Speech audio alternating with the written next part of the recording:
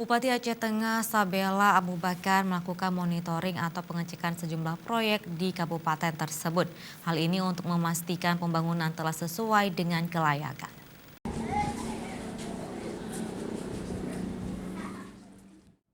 Bupati Aceh Tengah melakukan pengecekan atau peninjauan pada sejumlah proyek pembangunan di Kabupaten Aceh Tengah, baik proyek dari sumber dana DAK, DOKA, Otsus, dan APBA yang berada di kabupaten tersebut.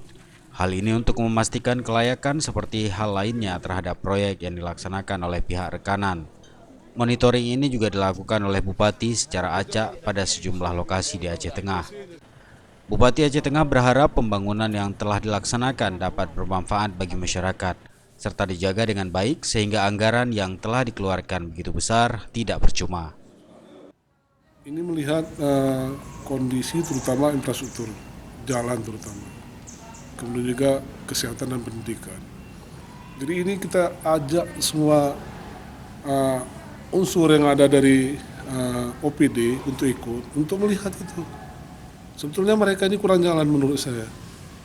Sengaja kami lewat tadi, jalan-jalan tidak bagus, biar mereka tahu bahwa jalan-jalan ruas jalan ini belum tersentuh selama kepemimpinan kami.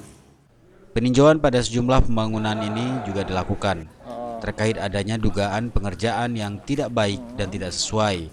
Namun Bupati tidak menemukan adanya kejanggalan dan ketidaksesuaian pengerjaan. Rombongan juga sempat mengecek badan jalan yang bisa dikeruk dengan tangan yang sempat viral di media sosial. Jalan tersebut telah dilakukan perbaikan oleh pihak rekanan. Selain itu, Bupati Aceh Tengah juga mengecek langsung pengadaan laptop untuk sekolah yang disebut-sebut merupakan barang bekas atau second. Namun setelah dilihat langsung, Bupati memastikan laptop bantuan ke sekolah dalam kondisi bagus dan baru. Dari Aceh Tengah, Tim Liputan Aceh TV melaporkan.